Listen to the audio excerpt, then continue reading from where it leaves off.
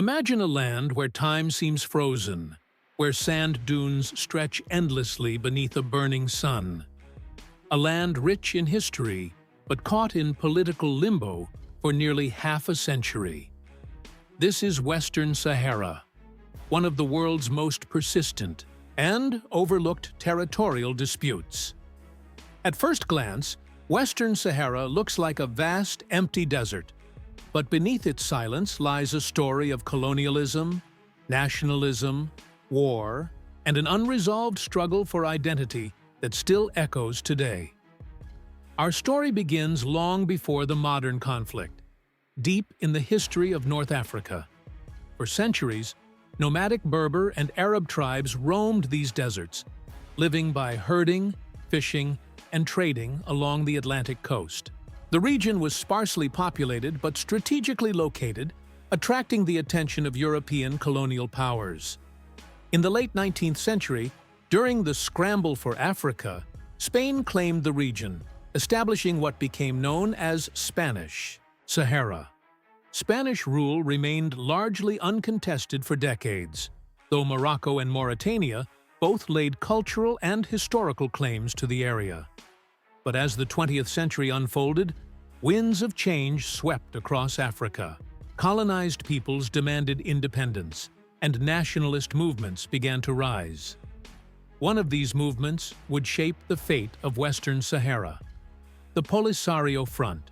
Formed in 1973, the Polisario Front, short for the Popular Front for the Liberation of Sahrawi El Hamra and Rio de Oro, was made up mostly of the indigenous Sahrawi people. Their mission was simple: to end Spanish colonial rule and establish an independent state called the Sahrawi Arab Democratic Republic, or SADR. But Western Sahara's future wouldn't be decided solely between Spain and the Sahrawis. Other powerful forces were waiting. As Spain prepared to withdraw in the mid-1970s, both Morocco and Mauritania moved to assert their claims. Morocco argued that Western Sahara had historically been part of the Moroccan kingdom. Mauritania claimed cultural ties to the Sahrawi tribes in the south. Meanwhile, the Sahrawi people, through the Polisario Front, demanded full independence. In 1975, Spain, Morocco, and Mauritania reached a secret agreement known as the Madrid Accords. Under this deal, Spain withdrew, and the territory was divided between Morocco and Mauritania. But this agreement excluded the Sahrawis, and the Polisario Front responded by declaring war. Just as this power vacuum formed, an important event occurred. The International Court of Justice, ICJ, issued an advisory opinion. The ICJ acknowledged historical ties between the territory and both Morocco and Mauritania, but emphasized the principle of self-determination. The people of Western Sahara, the court ruled, had the right to decide their own future. This legal opinion became the heart of the dispute, and remains so today. War erupted almost immediately. Backed by Algeria, a longtime rival of Morocco, the Polisario Front launched a guerrilla war against both Moroccan and Mauritanian forces. Refugees poured into camps in Algeria, where tens of thousands of Sahrawis still live to this day. The conflict intensified, with brutal battles across the desert's harsh terrain. By 1979, Mauritania, drained and unable to sustain the conflict, signed a peace treaty with the Polisario Front and withdrew from the territory it had claimed. Morocco swiftly moved in, annexing the area Mauritania had vacated, effectively bringing nearly the entire Western Sahara under Moroccan control. But the Polisario Front did not surrender. Instead, it continued its armed struggle against Morocco, while simultaneously building a government in exile, the Sadr, based in refugee camps near Tindouf, Algeria. The conflict dragged on throughout the 1980s, becoming one of the world's longest-running wars of attrition. To fortify its position, Morocco built a massive sand berm known as the Moroccan Wall, stretching over 1,700 miles.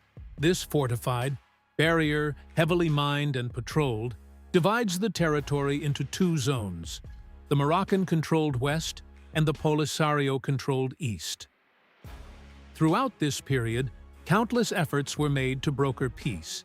The United Nations stepped in, proposing a ceasefire plan in 1991.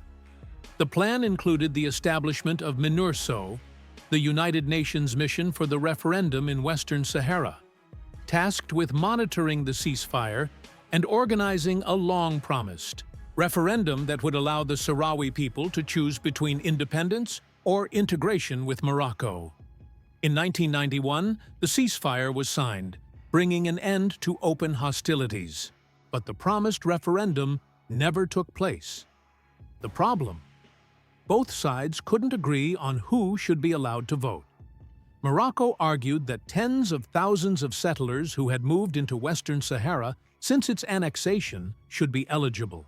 The Polisario Front insisted that only native Sahrawis and their descendants should vote. Years turned into decades, and the referendum was repeatedly delayed. International pressure mounted at times, but diplomatic stalemates persisted. Meanwhile, Morocco continued to invest heavily in the region, developing infrastructure, building cities, and encouraging settlement. Today, nearly 80% of the territory is under firm Moroccan administration, with bustling cities like Laayoune and Dakhla showcasing Morocco's ambitions to integrate Western Sahara fully. But for the Sahrawis in exile, the struggle for independence remains deeply personal. In the refugee camps near Tindouf, generations have grown up knowing no other home. The CDR maintains its government in these camps, complete with a president, parliament, and ministries. For many Sahrawis, these camps symbolize both their resilience and the cost of unresolved conflict. Internationally, the issue remains deeply divisive. Around 40 countries officially recognize the Sadr, primarily in Africa and Latin America. But many others, including the United States and major European powers, have historically supported Moroccan autonomy proposals, hoping for stability. In December 2020, the conflict took a dramatic turn. The United States, under President Donald Trump, officially recognized Moroccan sovereignty over Western Sahara in exchange for Morocco normalizing diplomatic relations with Israel.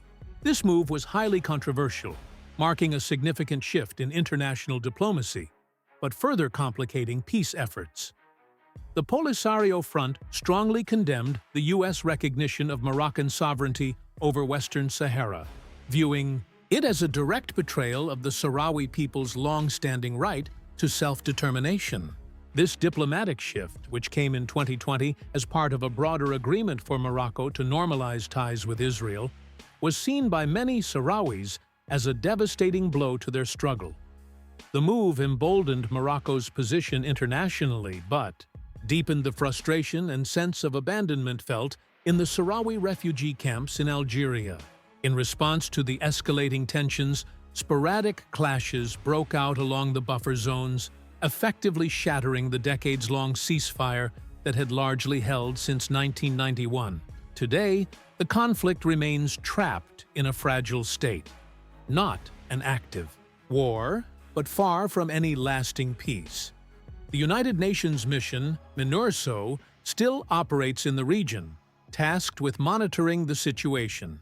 Morocco continues to promote a plan offering autonomy under Moroccan sovereignty, insisting that independence is not an option. Meanwhile, the Polisario Front remains firm in its demand for full independence, rejecting any solution that does not allow the Sahrawi people to freely determine their own future. For Morocco, Western Sahara represents far more than territorial control.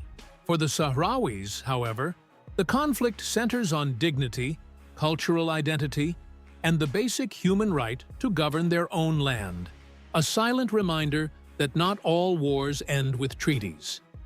Some continue in the shadows, shaped by politics and history's enduring weight. If you found this video informative, please give it a thumbs up, share it with friends, and don't forget to subscribe for more content like this.